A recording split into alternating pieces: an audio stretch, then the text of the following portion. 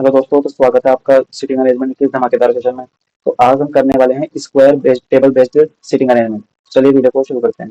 Question हमको दिया हुआ है, 8 पीपल दे रखे हैं हमको, A1 A2 A3 A4 A5 A6 A7 A8 are sitting around a square table. Square table का मतलब क्या होता है? ये होता है स्क्वायर। 8 लोग बैठे हुए हैं, A1 A2 A3 A4 A5 A6 A7 A8। Such a way that 4 person are sitting on the corner, और 4 पर्सन बैठे हुए हैं जहाँ पर मिडिल में। तो 4 लोग तो बैठे हुए हैं कॉर्नर मिडिल में, 4 लोग बैठे हुए हैं कॉर्नर पे। आगे डायरेक्शन दी हुई होगी इसमें, all of them are facing away from the centre of the square of the table.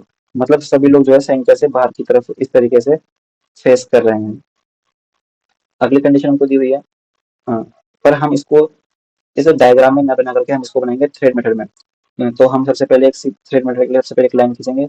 8 लोग बनाएंगे यहाँ पर, 1 2 3 4 5 6 7 8। कंडीशन हमको दी हुई है, A1 does not sit in the middle of the slide. इसका मतलब क्या हुआ? जो 1 है ना, वो कॉर्नर पर बैठता है। अब मैं यहाँ पर बार बार A1 A2 A3 A4 में लेकर के केवल 1 2 3 4 में ही इसको डिनोट करूंगा। आगे कंडीशन दी हुई है, 2 पीपल सिट बिटवीन 2 एंड 3। 2 और 3 के बीच में 2 लोग बैठे हुए हैं। 2 और 3 के बीच में 2 लोग बैठे हुए हैं। A5 6 second to the right of 7, मतलब 7 के राइट में सेकंड नंबर पर जो है 5 है। A4 6 immediate left of A6, मतलब 6 वाले के जो लेफ्ट, जस्ट लेफ्ट में जो है ना A4 है। 2 पर्सन सिट बिटवीन 2 और 1।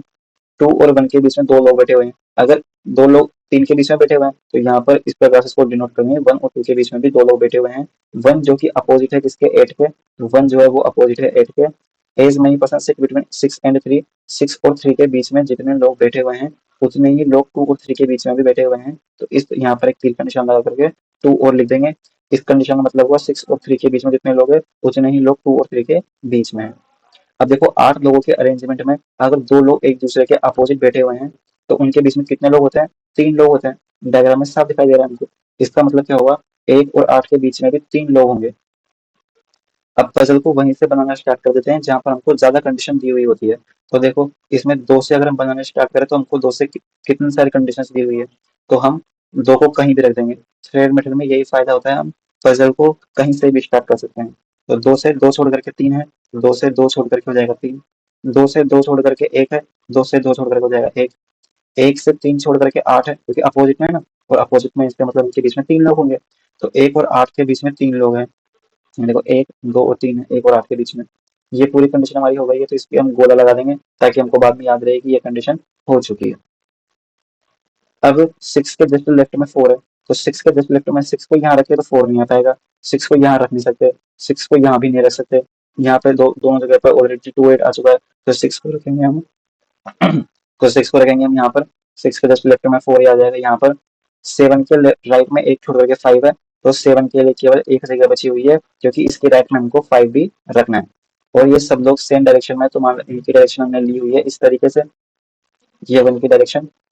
अब देखिए, हमारी लास्ट कंडीशन बची हुई थी, 6 और 3 के बीच में कितने लोग हैं? तो 6 और 3 के बीच में 3 लोग दिखाई दे रहे हैं हमको, तो 3 और 2 के बीच में भी 3 लोग ही दिखाई देने चाहिए। तो 3 और 2 के बीच में पर केवल 2 लोग हैं, इसका मतलब हमारा आंसर गलत होगा। और हमारा आंसर गलत क्यों हुआ? क्योंकि हमने 2 से 2 छोड़ करके 3 इस डायरेक्शन में माना था। तो इस बार हम क्या करेंगे, 2 से 2 छोड़ करके 3 जो है ना, उसको इस डायरेक्शन में मान के देखेंगे, और एक जो है उसको इस डायरेक्शन यहाँ पर मान करके देखेंगे। तो चलिए मैं आपको इसको सोल्व करके दिखाता हूँ। मैं केवल आंसर को मिटाता हूँ।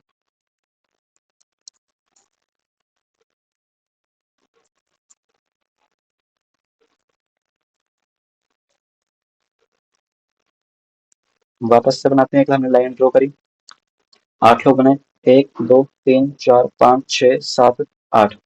सबसे पहले यहीं से शुरू करेंगे।